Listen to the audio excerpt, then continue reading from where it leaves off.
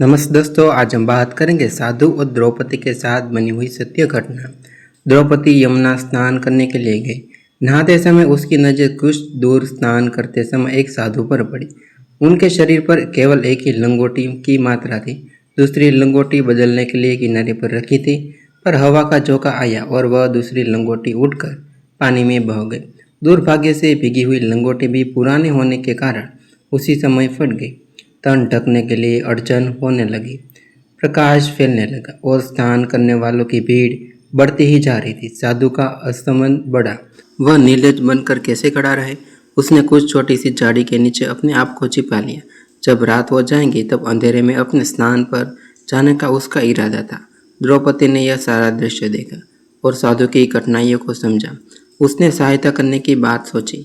उसके पास दूसरी धोती न थी तो आधी फाड़कर अपने शरीर किसी प्रकार ढक लिया और आधी को लेकर उस झाड़ी के समीप पहुंची जहां निवस्त्र साधु छिपा हुआ था।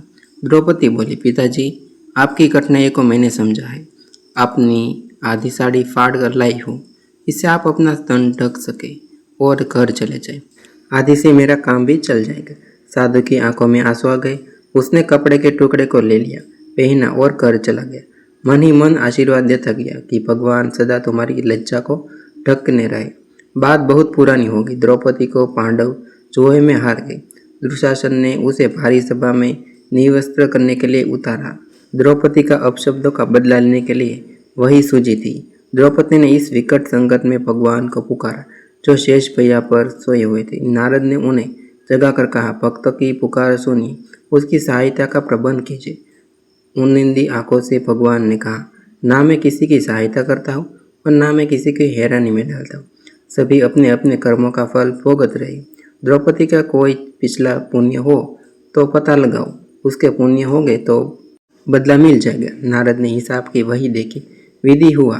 द्रौपदी ने किसी साधु को अपनी आधी साड़ी फाड़ कर दान दी थी। वह टुकड़ा अब व्याज समेत बढ़ने बढ़ते गट्टे जितना हो गया है। भगवान ने कहा, हम किसी के पुण्य का प्रतिफल समय पर क्यों नहीं देंगे? गुरूर पर चलकर वस्त्र का गट्ठा लिए कौरव की सभा के समक्ष पहुंचे।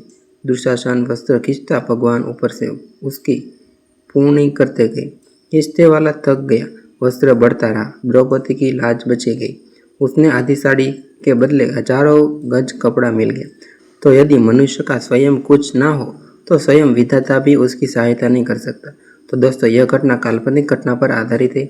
इस स्टोरी में सभी पात्र नाम भी काल्पनिक है। तो दोस्तों, हमारे चैनल पर आपको ऐसी नई स्टोरी मिलती रहेंगी जो आपके रोजिंदा जीवन में कुछ नया सीखने और जानने के लिए हमारे चैनल आपको अवश्य प्रदान करता रहेंगे। तो चैनल को सब्सक्राइब जरूर करें। मिलते हैं न्यू वीडियो के साथ, न्यू स्टोरी के साथ। धन्यवाद, आभार।